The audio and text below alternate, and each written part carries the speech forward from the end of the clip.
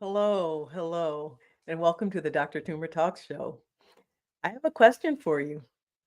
Now, has anyone in your family had a heart event at a young age, like under 50 years old? Or has any of you at some point been told that your cholesterol is just too high?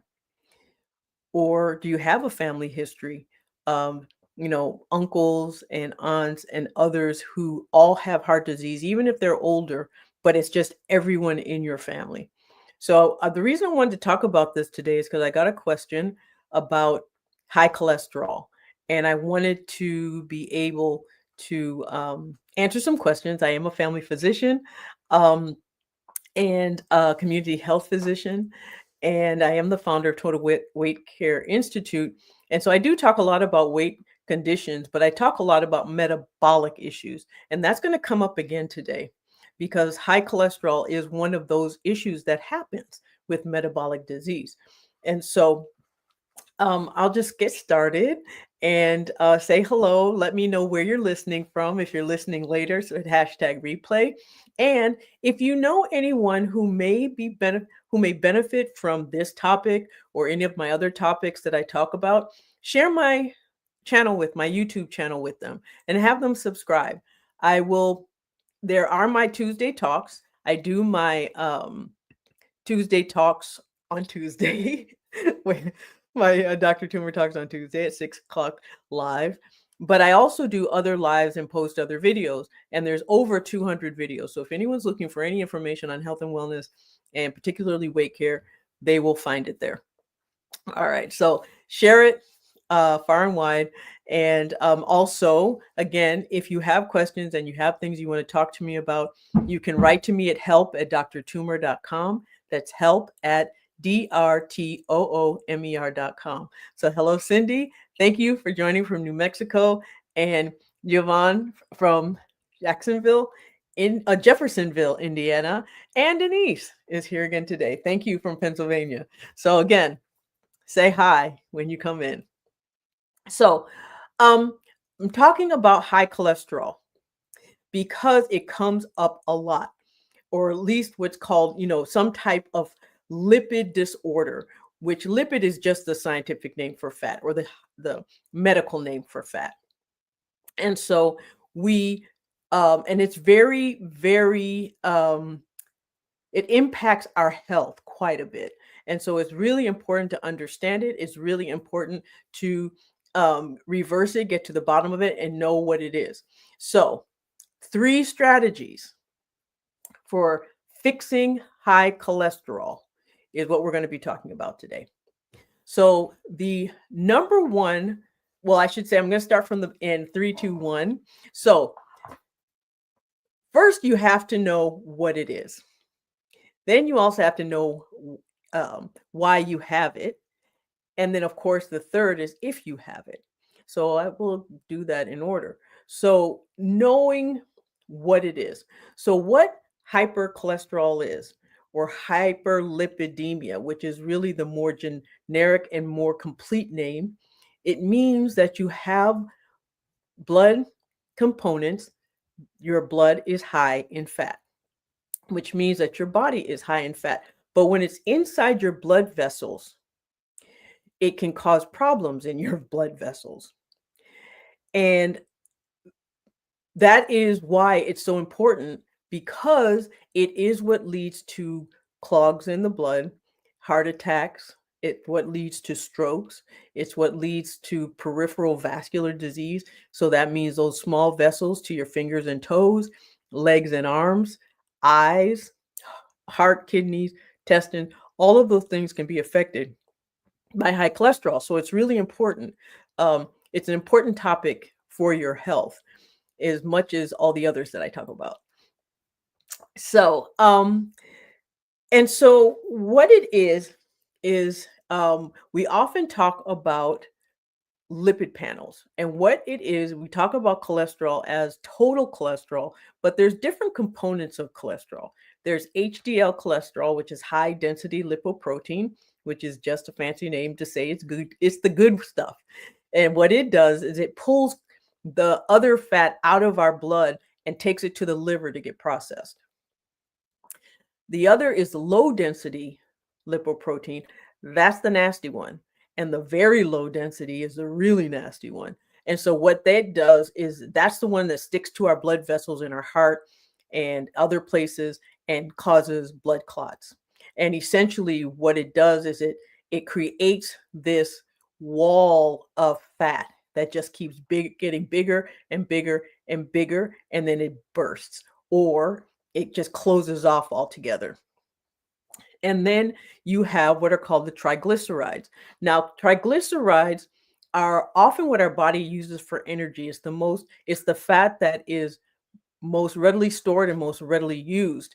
The problem is that it also lends itself to vascular disease. And so when it's high, it can cause some problems. If it's really, really high, it can actually cause pancreatitis. So it's a nasty one too when it's too high. And I'll talk a little bit later about why it gets too high. Um, and so those are the ones that we tend to talk about the most. When we say, your cholesterol's high, that's generally what we mean. But there's other cholesterols things that um, are part of the cholesterol heart health family. And I'll talk about that last so that you know what you need to ask your doctors for to get tested because it is an easy blood test. But sometimes you have to ask for the little extras. And so I'll talk to you about that at the end. So, why do you have high cholesterol? I mean, what makes it? Our body actually makes cholesterol. 80% of cholesterol in our system, our body makes. Only 20% is from what we eat.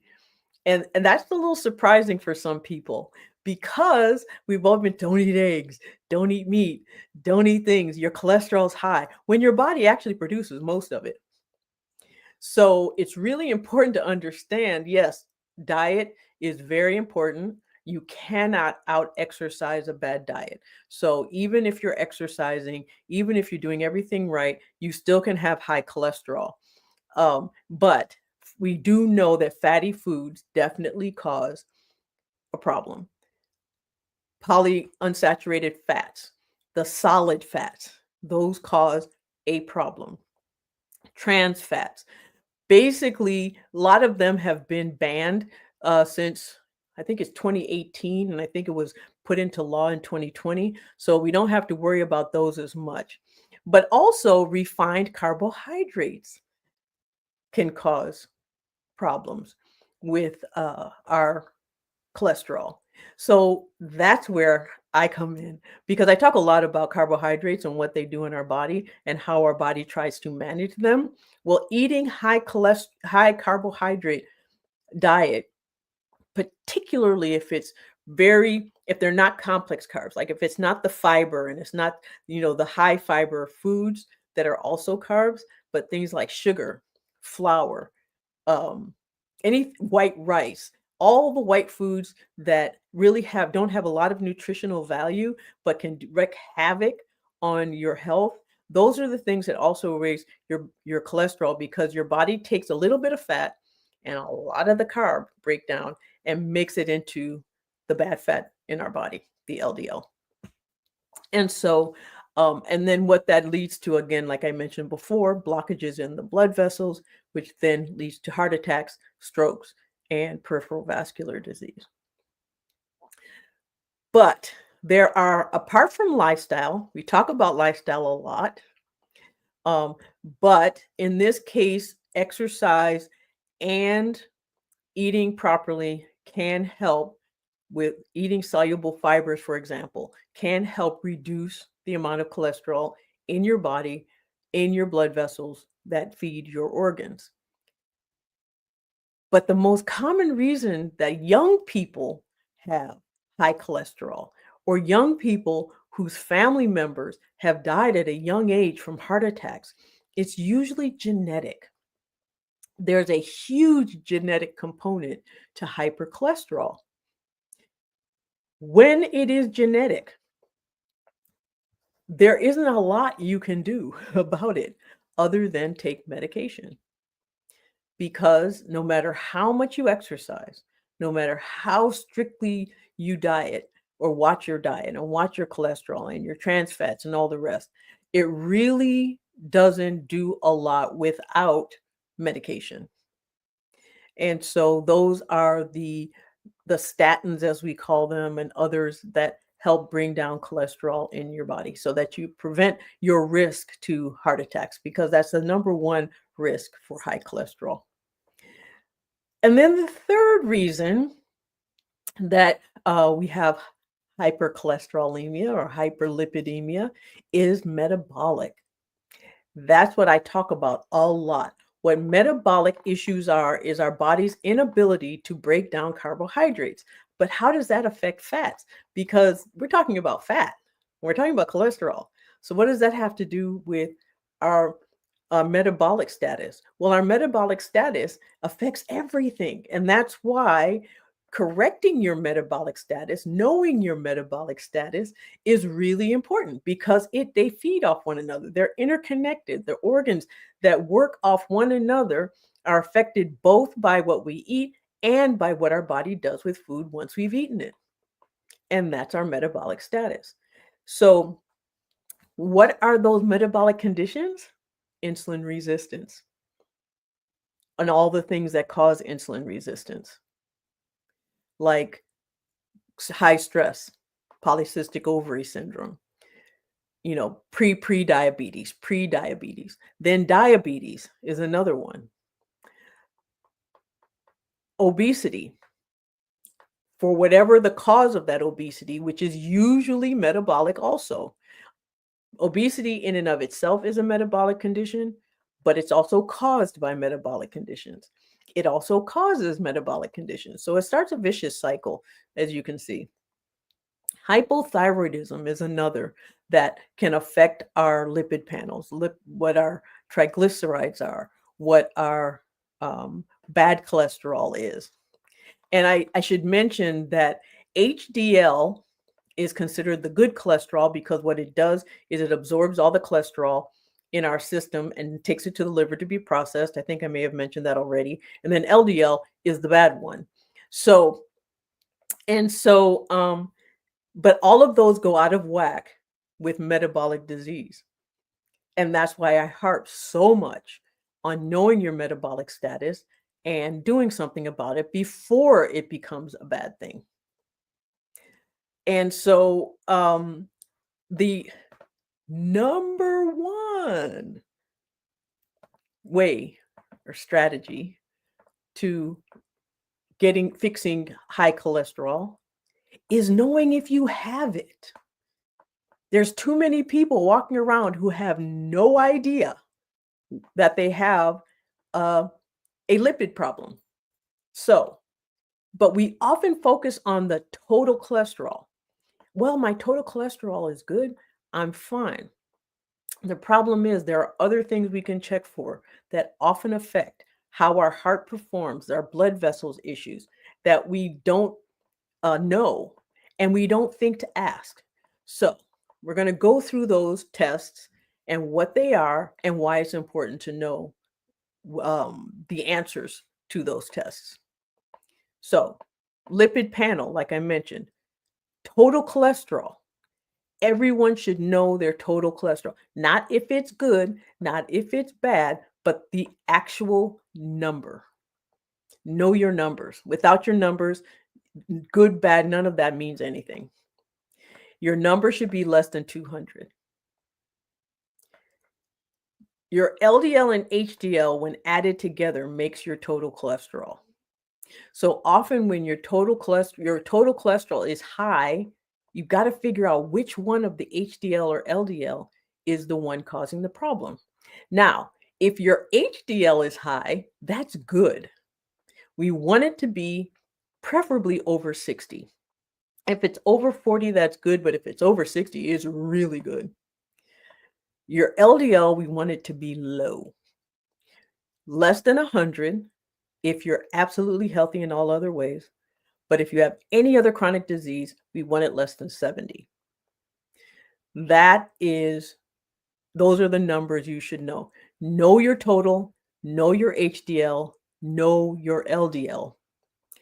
Your triglycerides. Now that is the one, that's the reason why you fast before getting your labs, because it can change from meal to meal.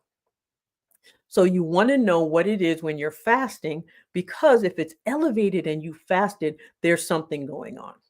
And we need to know, because often a high triglyceride is an indication that there's a metabolic issue going on.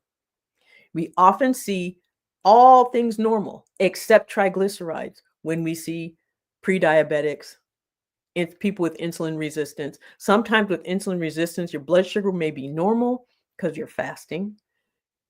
Your hemoglobin A1C may be normal because it's an average, but your triglycerides will be high. That is an indication to investigate your metabolic status further, especially if you're fasting. Now, if you've just eaten a burger, it's going to be elevated. If you've just eaten most meals that have a little bit of fat in it, it's going to be elevated. That's why fasting labs are good in that regard. And I know I talk a lot about non-fasting labs, but actually, this is the one time where fasting labs are helpful. So the other labs that we look at, because you can have a normal cholesterol, you can have a good HDL, the higher number, you can have a low LDL, the bad one that we want low, and even lower, the VLDL, the very low density lipoprotein. But that doesn't mean you're not at risk, because there is a genetic component to heart disease that must be looked into, because sometimes it is the only indication that something could be wrong. And often you see it in families where there are a lot of young people who have heart attacks. And you're like, but why? If they're under 50 or even between 50 and 60 and they're having these massive heart attacks when they didn't eat badly, they exercised regularly, and you're like, what's going on? It's because they have elevated lipoprotein A. That is genetic. That is a blood test. That is an indication of how much of a cardiovascular risk you're in. And it's found in families. Now, just because one person in a family has it doesn't mean everybody in the family has it, but it's impossible to know if you have it if it's not checked. I just had mine checked because I do have a family history of high cholesterol. I do have a family history of high lipoprotein A. And so I got mine is checked. Thankfully, it was normal, but I needed to know that. But there's other cardiac tests that help along with cholesterol. The reason we care about cholesterol is because of the effect it has on the heart, because it's the number one cause of heart attacks. However, there are other things about your heart that you also need to know. So I'm going a little bit off topic, a little bit, just because, for completion, and just because otherwise, you're just getting partial information, and what's the point, right? So C-reactive protein is a nonspecific marker that tells us if there's some inflammation in the body. However, there is a heart-specific inflammatory marker, and it's called hsCRP. That is something that you can get tested. It is a blood test just like all the rest. And if it's elevated, it will tell you that there is inflammation, possibly inflammation in and around your heart. And so it's a good number to know. If you have a family history of young heart attacks, even heart attacks at all, if you're anyone over 50, if you have diabetes, if you have hypertension, if you have any type of chronic disease like hypothyroidism or any of the others, you need to know that number. It's very important. The other, I mentioned lipid panel, LDL, HDL, triglycerides, total cholesterol. Your lipoprotein A, familial, genetic, very important to know, because no matter what else is normal, if that one's abnormal, you're still at risk. Third is heart-specific CRP, or C-reactive protein, which is a low-grade inflammatory marker that tells us if something's going on. But the other is homocysteine. This is a test that a lot of cardiologists get. And essentially what this is, it is an amino acid, which basically it's a breakdown from protein, and it helps in the metabolism of vitamin B. Now, I'm not going to get into the science of why this particular thing is important to know, but um, it is elevated if you have blood vessel damage. So knowing that is good. There are other tests that we look for only in the when checking for an acute incident. So if you think someone's having an MI, there are other markers we may do in an emergency room. They're not routine. There's not things you would do in the office. There are things you would do in an urgent care center or a emergency department. So I'm not going to get into those because we are talking about prevention. We are hoping you never get to the point where you need those tests done. Okay. And so just to reiterate, I'm just kind of looking over my notes to make sure I didn't forget anything. So reiterate, we now know what hypercholesterol is or hyperlipidemia is. We know that it means your total cholesterol is high or your LDL is high. Even if your total is normal and your LDL is high, you're still at risk. Or your high triglycerides, which are indication that you may have a metabolic condition, or a high lipoprotein A, which basically means that you have a family history or a family risk of heart disease, or your HS-CRP, which means that there's some inflammation going on that's related to your heart, or your elevated homocysteine that is elevated because there's blood vessel damage somewhere in your heart or in and around your body somewhere.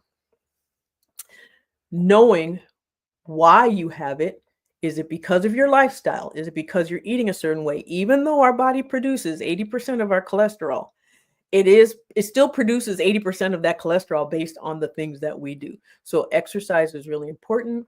Cardiovascular exercise is helpful, but also eating a lean meat diet or low, even a plant-based diet really is the best. But if you do eat meat, lean meats, and then avoiding solid fats. If a fat is solid when at room temperature, you do not want it in your body becoming solid. So if you fry foods, it's not the frying that's the problem, it's what you fry it in. So you have healthy fats. Talk about this a lot, like the avocado oils, the olive oils, the others that are good for you. Coconut oil, it's a solid at room temperature, and it has some benefit, but it's not something you want to cook with too often. Genetics, again. One is diet. Number two is genetics. Not a whole lot you can do about that except take medication so that it doesn't do you any damage. And then the third is metabolic disease, again, because our metabolic disease and our cholesterol, which is part of a metabolic process, fatty liver is another thing that's a metabolic disease. And just like polycystic ovary syndrome, which causes insulin resistance, menopause, which causes insulin resistance, another reason why our cholesterol starts to rise as we get older. All of those things are interconnected. So it's really important to understand your metabolic status. And again, knowing your tests and knowing your numbers, not just if they're good or bad, but know the actual numbers. And I'm going to run through them again. You want your total cholesterol to be less than 200. You want your LDL to be your LDL to be less than 100, even more so under 70 if you have any other chronic disease. And you want your HDL to be high, over 40, preferably over 60 if you have, because it's more protective the higher it is. So you want it to be even higher if you have some chronic disease. So I see a lot of comments. I really was getting into this topic because I promised it to someone who is having some issues around this and some fear around it. And I wanted to get this out, not just to her and to her family, but to everybody. This is how I choose my topics. When people I know and care about that includes you, have issues with anything, and you tell me, I'm going to do a topic on it. I'll do a Dr. Toomer talk live on it. So, Marcia says something is surprising to sound that. I know you probably put that in there at the point when I said it, but I can't remember what it was. Marcia says interesting info. Thank you. Um, Marcia said, this body is really one complex piece of machine. It is a beautiful machine. It is fascinating. One of the reasons I'm actually a doctor is because I am so fascinated by how the human body works. We are a group of systems that are interconnected, and one goes off, others try to compensate, and if they have to compensate too much, they shut down right along with the other one. And it happens over and over again and everywhere. We are walking miracles. There are so many things that go into developing a human being that can go wrong, that don't during development. But at the same time, all through our lives, all these things that try to keep us safe. And that's why it's important to prevent anything from happening, because our body's already done so much good for us. It gets us from point A to B. It gives us children. It gives us relationships. It gives us, beauty that we can see, that we can hear, we can taste, we can smell. And, at least most people have one of those senses that provides that beauty for them. And that is what we should protect always. I don't, oh, Val. Hi, Val. Do you think statins should be used to lower cholesterol? Yes. Now, it is, again, with statins, it is a matter of risk versus benefit. If you're at higher risk of having a heart attack than you are of having side effects of the medication, then, on it, because some statins can cause muscle aches and other things. The other that statins can do, if they work too well, now our body makes hormones with cholesterol. And so if you're on a medication that lowers your cholesterol way too much, the body doesn't have building blocks to make hormones, particularly testosterone. Both men and women have testosterone and need testosterone. We make a lot of our hormones in our body using cholesterol. So it's not a bad thing. You just want it to be balanced. And so statins work very well to keep people out of danger. But if used too much and if too well, it may actually cause other issues. So it's always good to have a balance. But yes, statins do help lower cholesterol. Now, there are other medications that are out there. I won't get into all of them simply because they are, that's not, I use them, I prescribe them, but that's another topic for another day. However, one of the things that people are concerned about when using medications to drop cholesterol is the effect it has on the liver. So it's often really important that if you're on medication for getting your cholesterol down, that you get your liver enzymes checked also. Again, another routine blood test.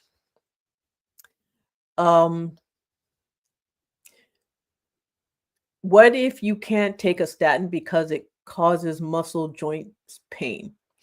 There are other medications. There are like niacin. There's other things. Of course, for some reason, all the things that help lower cholesterol often have really interesting side effects. So if you always want to reduce your dependency on medication by doing all the other things you possibly can, watching your diet, high fiber, high complex fibers, low cholesterol diet as much as you can, even though your body produces itself, anything that helps protect the integrity of your liver. So not drinking alcohol, not taking medications that are kind of hard on the liver if you can avoid them.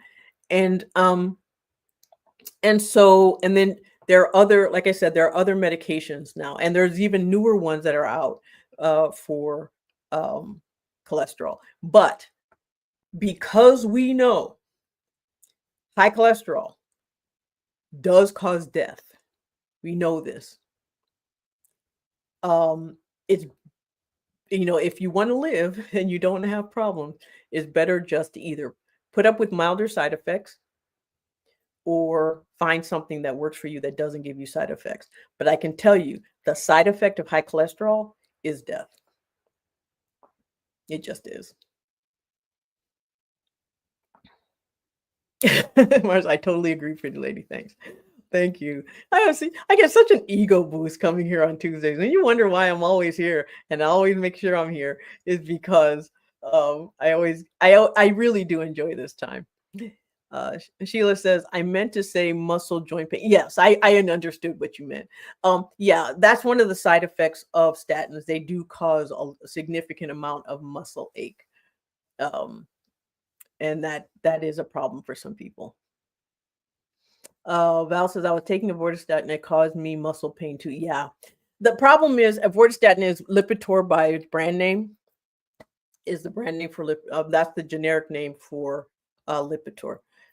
It causes muscle aches. It also causes some liver problems if you're not careful. But there are other things. If you need something for your cholesterol, you must take something until it comes down. Because you don't have to be so aggressive unless you have a very strong family history of heart disease, but it's not something that you can just let go on forever because it just does damage over time. Thank you for clarifying things so well when you teach us. Thank you. I appreciate that. I appreciate that a lot. Now, I'm talking about cholesterol today. I'm talking about things that you should know and things that you should do. And, don't get your primary care doctors mad at me for coming and asking for tests. But you should have all these tests done, particularly if you have family history or if you're over 50 years old. Or if you have any other chronic disease that affects cholesterol, affects your heart in any way, like diabetes or hypertension. The worst combination that you can have is a metabolic status disorder, hypertension, and high cholesterol. It is so you just want to make sure you work on those things. And that's why I talk about it so much. Marcia said, we girls look forward to being with you as well. That's why we show up every Tuesday. And I appreciate that so much. You're always so thorough. A million times thanks. Well, we are at the 30-minute mark. Actually, we went for a little longer. So if you don't have any more questions, or if you do have questions and you or you think of them later, you can either go to my YouTube channel, you can subscribe to my YouTube channel, share this video with anyone else who you feel is or my channel with anyone else who you feel might be helpful, have them subscribe, and then leave questions or comments after the videos. Any one of you who've left comments know that I do respond to them. Also, if you write to me at help@drtoomer.com, and I'm going to put that in the chat because it is easier than trying to spell it out. And that's drtoomer.com. So if you send me emails there, I will answer them. And that's the best way. And anytime these topics come out of questions that people have for me, comments that people have made to me, emails that I get. So if there's something that you want to know, just simply ask. All right. Well, thank you for being here. Yolanda asks, what can we do to try and stay off of the statins? The number one thing you can do is watching your diet and moving. Cardiovascular exercise does work, provided that you start off at a level that is conducive to where you are and don't go too far too fast. Too often we'll see people who will start a really strenuous exercise program when they're 60 and they already have heart disease, and that combination is not good. So you want to check with your doctor, make sure that it's okay for you to start, and then increase your fiber and drop your polyunsaturated fats or your saturated fats, and which is basically animal proteins, animal fats. In moderation, they're fine as long as you don't have a metabolic issue, and if you do, correct it. I know people think, and as someone who used to be over 100 pounds heavier, I can tell you, who does have a chronic metabolic disease, who does two actually, who just because I'm no longer obese, I still have it. It is still part of my metabolic makeup. And so I just have it corrected right now. And I hopefully will have it corrected for the rest of my life. It's been corrected now for 24 years. I hope it stays that way. But I also am a type 2 diabetic. So I have type 2 diabetes. So I'm already at risk. Fortunately, I don't have hypertension, and my cholesterol, I keep it low. For some reason, I have a family history of hypercholesterolemia. For some reason, I did not get that gene. Thank goodness.